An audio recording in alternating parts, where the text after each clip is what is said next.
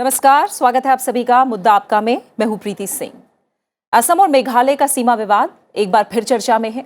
असम मेघालय सीमा पर मंगलवार को हिंसा भड़की और इस हिंसा में दोनों राज्यों के 6 लोगों की मौत हुई है। हिंसा के बाद कई जिलों में इंटरनेट सेवा बंद कर दी गई। मारे गए और घायल हुए लोगों में वन विभाग और पुलिस के लोग भी शामिल हैं। दोनों राज्यों के बीच सीमा से जुड़ा विवाद दशकों पुराना है। असम और मेघालय के बीच कई बार इस तरह के संघर्ष हो चुके हैं। असम राज्य पूर्वोत्तर के सभी राज्यों से लगा हुआ है। इसकी सीमाएं मेघालय के अलावा त्रिपुरा, मिजोरम, मणिपुर, नागालैंड और अरुणाचल प्रदेश से लगी हुई हैं। सभी राज्यों के साथ असम की सीमाएं लगी होने और सभी राज्यों के सीमावर्ती क्षेत्र पहाड़ी होने की वजह से कई बार सीमा को लेकर विवाद होते रहे हैं। और हमने देखा कि इसी साल गृह मंत्री अमित शाह की मौजूदगी में दोनों राज्यों में सीमा विवाद को लेकर समझौता भी हुआ था। उस वक्त उम्मीद जताई गई थी कि अब सीमा विवाद को लेकर संघर्ष खत्म होगा। देश के कई पूर्वोत्तर राज्यों के बीच आपसी सीमा विवाद लंबे समय से जारी है।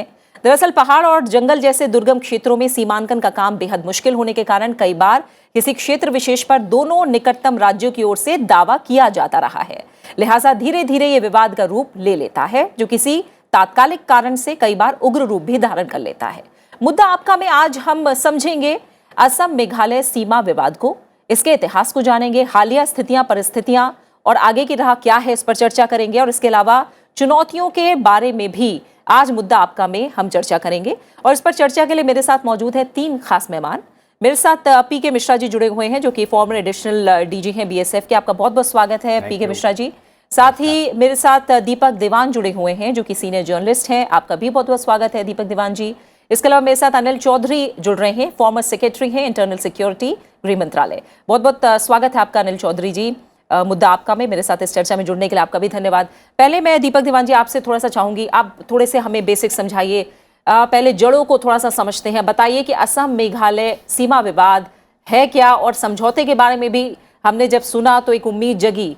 ऐसे में कैसे माना जाए, किस तरह की कोशिशें रही हैं इस सीमा विवाद को सुलझाने के लिए? देखिए, ये जो 3 राज्य हैं, मेघालय, मिजोरम और नागालैंड, ये तीनों राज्य असम का एक हिस्सा होते थे, जो 1972 के बाद असम से अलग होके मिजोरम को यूटी बनाया गया, नागालैंड को पूरी सरकार का दर्जा दिया, वैसे ही मेघालय को भी सरकार बना दिया गया। अब देखिए उसमें क्या है, जैसे आपने बोला, जो पहाड़ी इलाका होने की वजह से वो जो प्रॉपर जो डिमार्केशन आज तक नहीं हुई थी। और इस बात को जो असम के मुख्यमंत्री हैं हिमंता बिस्वा शर्मा, उन्होंने पहल लेते हुए अनाउंस किया कि हम जहाँ जहाँ जिस नेबरिंग स्टेट के साथ हमारा बॉर्डर डिस्प्यूट है, हम सॉर्ट आउट करेंगे। उन्होंने एक समझौता नागालैंड से भी किया है, मेघालय से भी हुआ है, मगर पूरा बॉर्डर इशू सॉल्व नहीं हुआ। उसमें कुछ चीज़ें छोड़ दी गई थी, क्योंकि ये बिना लोगों को साथ लिए ये आप समझौता नहीं कर सकते। क्योंकि ऐसा है, जो एक गांव जिसको अगर मेघालय क्लेम कर रहा है, अगर आप उसको बोलो कि इसको असम में दे दो, लोग नहीं मानेंगे। इसीलिए ये इस पे बॉर्डर पे जो सब कमिटीज़ का गठन किया गया है वो मिल रही हैं, और उसके तहत आपस में बातचीत करके जो सजेशन आते हैं वो उसको इम्प्लीमेंट किया जाएगा, और हुआ भी है ऐसे।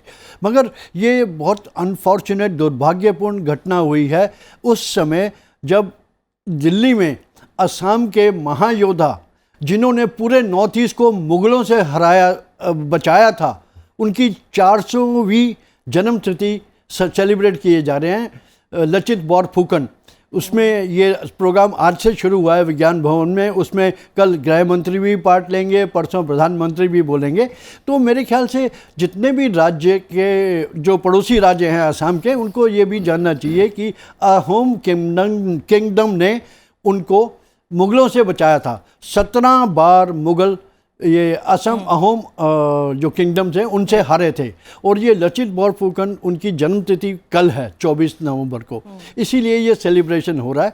असम हमेशा एक तरह से इन सब राज्यों को बचाता रहा है उन तरह की दुविधाओं से। ठीक है अनिल चौधरी जी, अब थोड़ा सा हम कारण समझने की कोशिश करेंगे। जब ऐसी हिंसक स्थितियां पैदा होती हैं और बार बार हुई हैं, पहली बार तो नहीं, हम इसका इतिहास देखते आए हैं, आपको क्या लगता है इसके पीछे के क्या कारण हैं? क्या बाहरी कारक हैं जो जिम्मेदार हैं, क्या राजनीतिक, क्या सामाजिक, या फिर ये मिले जुले कारक हैं जो स्थितियों को एक तरह से हिंसक हो जाती हैं स्थितियां, और किस तरह से जो लोकल इंटेलिजेंस है वो यहाँ पर काम करती है, थोड़ा सा समझाइए। प्रीति सिंह जी, बहुत अफसोस हुआ मुझे पढ़ के कल ये जो हिंसा की घटना हुई है। अफसोस हुआ लेकिन ताज्जुब नहीं हुआ, क्योंकि मैंने असम काडर आईपीएस में जब ज्वाइन किया तो Shillong was the joint capital of Assam and Meghalaya, सब स्टेट थी। और हमारे जो आईजीपी थे बंगाली थे, उनकी शादी खासी लेडी से हुई थी, और इस सब बिल्कुल मिलजुल के रहते थे। लेकिन जैसा कि सही कहा दीवान जी ने, 1972 में ये विशाल एक असम जो था स्टेट, जॉइंट स्टेट, उसका विभाजन करके नए नए स्टेट्स बनाए गए। अरुणाचल प्रदेश को यूनियन टेरिटरी बनाया था, मिजोरम को पहले यूनियन टेरिटरी बनाया, फिर स्टेट बनाया, मेघालय को स्टेट बनाया। तो ये जो बाउंड्रीज खींची थी, वो बाउंड्रीज वो पता नहीं किसने खींची थी, क्यों खींची थी। अंग्रेजों ने तो खींची थी इसलिए क्योंकि हाँ भाई, जहाँ से लगान आता है, जहाँ से रेवेन्यू आता है, वो अलग रहेंगे, और जो नहीं देते हैं वो अलग करेंगे। अब जो 1972 में बाउंड्रीज खींची हैं, और जैसे कि मैंने कहा, दीवान साहब ने कहा कि एक दूसरे के ऊपर निर्भरता थी। किसी की ज़मीन पे कोई यहाँ जो खेती करते थे वो फॉरेस्ट लैंड से लेते थे। और ये देखिए, ये स्कर्मिशेस होते हैं, और हिंसा पहले भी हुई है। लेकिन जैसा कि कहा गया, मार्च में जो ये एग्रीमेंट साइन हुआ दोनों मुख्यमंत्रियों के बीच में, जिसमें हमारे गृह मंत्री जी भी थे, तो लोगों की ये हमें भी बहुत अच्छा उम्मीद थी कि शायद शांति बनी रहे, लेकिन नहीं हुआ। और यही एक कारण है कि इसका जो विश्लेषण होता है यहाँ पर, वो बैठ के दिल्ली में ऐसे लोग करते हैं जिन्होंने वहाँ पर ग्राउंड रियलिटी नहीं देखी कि ट्राइब्स कैसे एक दूसरे के ऊपर हैं, कैसे वहाँ पर वो होता है। और ये असम पुलिस ने गोलियां क्यों चला दी? ठीक है, वो अगर टिम्बर ले जा रहे थे और उनको रोका गया तो उन्होंने हिंसा की होगी, पत्थर मारे होंगे, लाठी चलाई हुई। पुलिस में तो यही सिखाया गया है, तो मिनिमम फोर्स से शुरू करो, लाठी चलाओ, टीयर गैस चलाओ, फिर उसके बाद हवाई फायर करो, सीधे लेके भाग दी। और वो पता नहीं वो असम का जो फॉरेस्ट गार्ड कैसे मरा, वो गोली से मरा या लाठी से मरा। लेकिन बहुत ही अफसोस की बात है, इसके विश्लेषण, इसके जो समाधान होगा वो वही लोग कर पाएंगे जो वहां पर स्थिति से अच्छी तरह अवगत। बिल्कुल। पीके मिश्रा जी, जैसे ग्राउंड रियलिटी की बात अभी अनिल जी भी कर रहे हैं, मैं थोड़ा समझना चाहूंगी, सिक्योरिटी फोर्सेस के लिए किस तरह की ग्राउंड रियलिटी होती है, किस तरह के चैलेंजेस का सामना ऐसे एरियाज में करना पड़ता है, कैसे जो लोकल्स हैं क्या उनका सपोर्ट मिलता है, तो कितना मिलता है? मोटे तौर पर आप बताइए किस तरह के मॉडिफिकेशंस हुए हैं अब तक, क्या चैलेंजेस हैं वहाँ? बिल्कुल, वहाँ जो डिप्लॉयमेंट है, मैं बताना चाहता हूँ कि अनिल चौधरी साहब जो बता रहे थे, मैं सुना उनको, और ये एरिया मैंने देखा हुआ है। और जितना प्रॉब्लम था असम और मेघालय के बीच में, इसको शायद मैं अच्छी तरह जानता हूँ, क्योंकि मैं आईजी असम भी रहा हूँ और आईजी मेघालय भी रहा हूँ। इसलिए ये जो दोनों जगह, पर्टिकुलरली वेस्ट कार्बी आंगलॉन्ग और वेस्ट जयंतिया हिल, ये दोनों को तकरीबन हम जानते हैं, क्योंकि वहाँ पर ये जो प्रॉब्लम है ये बहुत दिनों से है। बिल्कुल अनिल चौधरी जी सही बताए, ये किसने खींचा? हमारा जो है आज इंडो पाकिस्तान बॉर्डर में LOC कैसे हुआ और LAC चाइना के बॉर्डर में कैसे हुआ, उस मुताबिक अगर हम देखेंगे, ये जो 12 पॉइंट्स हमारा है, असम जब मेघालय जब असम से 1972 में अलग हो गया, उसके बाद 12 जगह ऐसा है, 889 किलोमीटर एरिया में, 885 किलोमीटर एरिया में 12 पॉइंट ऐसा है जहाँ की डिस्प्यूट है। और वो जो मार्च में जो वहाँ दिल्ली में जो हुआ था, जो दोनों चीफ मिनिस्टर के बीच में जो सलाह हुआ था, उसमें 6 मुद्दे पर बात हो गया था, लेकिन 6 मुद्दे वो सॉल्व नहीं कर सके। लेकिन ये जो इंसिडेंट हुआ है, इसके बारे में मैं आज सुबह बात भी किया हूँ, वेस्ट कार्बी आंगलॉन्ग से भी बात किया हूँ, मेघालय पुलिस से भी मैंने बात किया हूँ। ये जो इंसिडेंट हुआ, ये बॉर्डर डिस्प्यूट नहीं है, this is not a border dispute. ये एक्चुअली टिम्बर स्मगलिंग केस है। ठीक है। लेकिन इसके लिए मैं बताना चाहता हूं, ये टिम्बर जो है, क्योंकि whole of Karbi Anglong and west Jaintia, इसमें ये बहुत, इसमें जंगल बहुत है और यहां से टिम्बर अंदर को भी आता है और पहले बांग्लादेश को भी जाता था।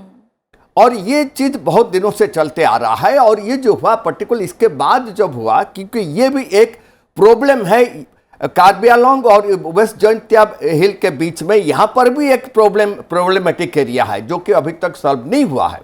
इसलिए ये काफी बड़ा चीज, जब इन्होंने हॉट परस्यूट करके, जब वो टिम्बर लेकर के ट्रक जा रहा था, इनका फॉरेस्ट गार्ड और पुलिस हॉट परस्यूट करके उन्होंने जिनक्यानडिंग पुलिस स्टेशन को क्रॉस करके मेघालय के अंदर क्रॉस करके चले गए थे और वहां पर फायरिंग करके ट्रक को सीज किए थे और उनको आए थे। उसमें जो था, मेघालय के लोग जो वहां पर गांव के जो लोग थे, मुखरों के लोग थे, वो डेफिनेटली हथियार मतलब लट्ठी वगैरह लेकर के आए थे। चौधरी साहब के साथ मैं भी सहमत हूं। जो फॉरेस्ट गार्ड जो मारा गया, फॉरेस्ट गार्ड कैसे मारा गया, क्या गोली में मारा गया या लट्ठी में मारा गया, अभी तक उसका कंफर्मेशन नहीं आया है, बाद में तो आ ही जाएगा। लेकिन ये बड़ा बहुत दुख लगता है कि अभी तक हम इंटरनल कॉन्फ्लिक्ट बिटवीन स्टेट्स हम सॉल्व नहीं कर सकते, क्योंकि असम जब 1972 में डिवीजन असम का हो गया, ये जितनी स्टेट्स है सभी स्टेट्स के साथ ये प्रॉब्लम है। और ये असम और मेघालय में सिर्फ ये पॉइंट नहीं है, और भी पॉइंट है जहां पर ऑलरेडी लास्ट 2 साल और 3 साल में काफी बार असम पुलिस और मेघालय पुलिस के बीच में भी फायरिंग हुआ है। और ये पहला किस्सा नहीं है। और हमने ये चीज देखा, भाई वो जगह भी मैंने गया हूं, आज सुबह भी मैंने वहां बात किया हूं कि ये जो इंसिडेंट हुआ है, डेफिनेटली इसमें जो है सिर्फ लोकल्स उसमें इन्वॉल्व नहीं है, डेफिनेटली कुछ और उग्रवादी भी इसमें शामिल है, क्योंकि जो केएलएनएफ थे बेशक को सरेंडर किए हैं, उनके साथ पैक्ट हुआ है। खासी, जैंतिया और कार्बी आंगलोंग जो है उसमें अभी भी उग्रवादी बहुत हैं और इनका अपना पॉइंट है, अपना उद्देश्य है, और वो मेन थिंग इज स्मगलिंग। वो स्मगलिंग का अड्डा है। स्मगलर किसी भी तरीके से वो अपना चाहते हैं और दोनों स्टेट के बीच में आग लगा सकते हैं और ये लगता रहता है। इसका बहुत अच्छी बात है कि हेमंत विश्वकर्मा जी ने डिसाइड किए हैं कि हाई कोर्ट जज से उसका इंक्वायरी करेंगे। Even Meghalaya chief minister Conrad Sangma ने क्लियर हैं कि वो तकरीबन उन्होंने 7 डिस्ट्रिक्ट में जो है मोबाइल जो है वो बंद कर दिए हैं और उन्होंने उसको सीबीआई इंक्वायरी करने के लिए राजी हुए हैं, क्योंकि उनको पता ही बॉर्डर डिस्प्यूट नहीं है, it is another case. But इसमें जो है दोनों स्टेट के बीच में डेफिनेटली आग लगा हुआ है और जो लोकल सिविलियंस है, particularly west Karbi Anglong and west Jaintia hills, इसमें जरूर मुश्किलात इसके बाद भी होगा। और वहां पर जो है पर्टिकुलर सेंटर के फोर्स वहां पर डिप्लॉयमेंट ऑलरेडी किया जा चुका है और हम उम्मीद करते हैं कि अभी इसके बाद शांति वहां पर आए। और मैं चौधरी साहब के साथ सहमत हूं कि दिल्ली में बैठ करके ये जो पैक्ट दिल्ली में नहीं हो सकता है। अगर हम असम और मेघालय के बीच में और जो 6 पॉइंट रह गया उसको सॉल्व करना चाहते हैं बॉर्डर में, उस पॉइंट पर जाइए, दोनों साइड के गांव वालों को बुलाइए और वहां पर सॉल्व करिए, उनको पता लगे। देखिए हमारा बांग्लादेश के साथ जैसे एनक्लेव्स को हम चेंज किए, बिल्कुल वहां बैठ करके गए, वहीं पर बैठ करके करना चाहिए, ना कि दिल्ली में बैठ करके किया जाए। और वो लोग इन्वॉल्व होना चाहिए जो असम और मेघालय को जानते हैं और वहां सर्विस किए हैं, उस एरिया को गए। समझ गए पीके मिश्रा जी, जो भी आपने पॉइंट्स उठाए हैं वो जाहिर तौर पर गंभीर पॉइंट्स भी हैं और इन पर हम चर्चा आगे भी करेंगे। दीपक देवान जी, जैसे अभी पीके मिश्रा जी ने एक बात कही कि ये सीधे तौर पर बॉर्डर डिस्प्यूट से जुड़ी हुई घटना नहीं है, लेकिन इस घटना के बाद जाहिर तौर पर जो तनाव है वो बढ़ा है। तो थोड़ा क्या आपको लग रहा है कि इस घटना के बाद जो असम मेघालय सीमा विवाद को सुलझाने के लिए माहौल बना है, आगे के चरण की जो बातचीत होनी है, वो कहीं ना कहीं प्रभावित हो सकती है क्या? देखिए, प्रभावित ना हो इसलिए दोनों सरकारों ने इमीडिएट एक्शन लिया है। मेघालय सरकार ने डीआईजी अपॉइंट कर दिया, 1 मैन इंक्वायरी, और इधर से असम गवर्नमेंट ने एक रिटायर्ड जज हाई कोर्ट के 1 मैन कमीशन बनाया। साथ साथ असम गवर्नमेंट ने जो जेर किंडलिंग पुलिस स्टेशन है असम में, जहाँ से रीइंफोर्समेंट गई थी मेघालय में, उनके जो एसएचओ जो क्या कहते हैं उनको, पुलिस स्टेशन के जो इंचार्ज हैं, उसको सस्पेंड कर दिया है उन्होंने। जो वेस्ट कार्बी आंगलोंग डिस्ट्रिक्ट के एसपी को भी ट्रांसफ़र कर दिया है वहाँ से। तो ये कहीं ना कहीं दिखाता है कि दोनों सरकारें कोशिश कर रही हैं। और दूसरी बात आपको बताना चाहूँगा कि मेघालय के मिनिस्टर्स की टीम चीफ मिनिस्टर के साथ दिल्ली आ रही है और कल उनकी मीटिंग होम मिनिस्टर के साथ होनी है, क्योंकि असम के मिनिस्टर वो लचित बोरफुकन की सेलिब्रेशन में ऑलरेडी दिल्ली में हैं, उनके मंत्रालय भी दिल्ली में है, उनके जो बॉर्डर अफेयर्स मिनिस्टर हैं अतुल बोरा वो भी दिल्ली में हैं।